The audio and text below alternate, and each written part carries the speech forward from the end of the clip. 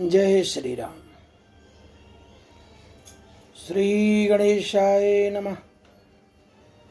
आज हम आप लोगों को एक ज्ञान की बात बताते हैं, उसको ध्यान से सुनिए। मनुष्य में 3 शक्तियां हैं। एक करने की शक्ति, एक जानने की शक्ति और एक मानने की शक्ति। इसलिए योग भी 3 है, कर्मयोग, ज्ञान योग और भक्ति योग, मानने की जो शक्ति है। तीनों योग मार्गों में या इन तीनों योग मार्गों से कृतकृत्यता, ज्ञातव्यता और प्राप्तव्यता हो जाती है। ख्याल करिए, 3 शक्तियां हैं, करने की, जानने की, मानने की। इसी तरह योग है कर्मयोग, ज्ञान योग, भक्ति योग। इसी तरह योग मार्गों से कृतकृत्यता, ज्ञान ज्ञातव्यता और प्राप्तव्यता हो जाती है। तीनों स्वतंत्र साधन हैं, इसको जरूर अपनाना चाहिए। स्वर्ग में भी दुख मिलता है और नरक में भी सुख मिलता है।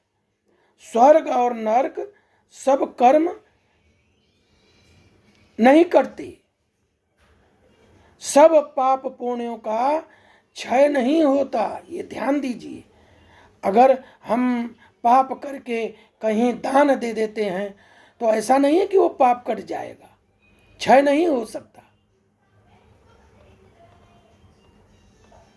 आदमी के रूप में सुंदरता की और नाम में संख्या की मुख्यता होती है।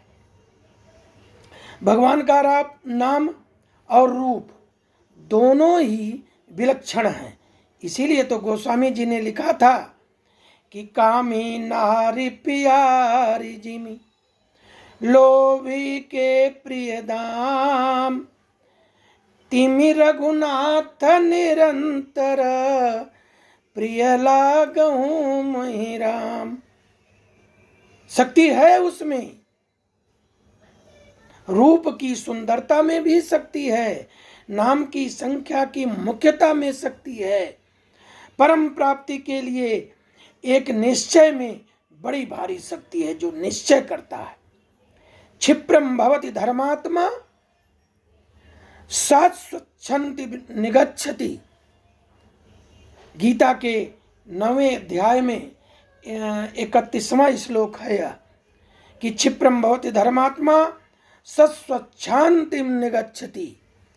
निश्चय करने मात्र से ही सभी पापों का नाश हो जाता है, परंतु भोग और संग्रह में आसक्ति होने पर या उसके कारण एक निश्चय नहीं हो पाता।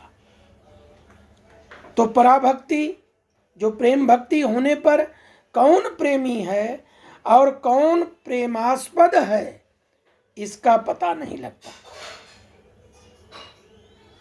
क्योंकि इतना प्रेम गाढ़ा हो जाता है कि यह चीज पता नहीं लगती।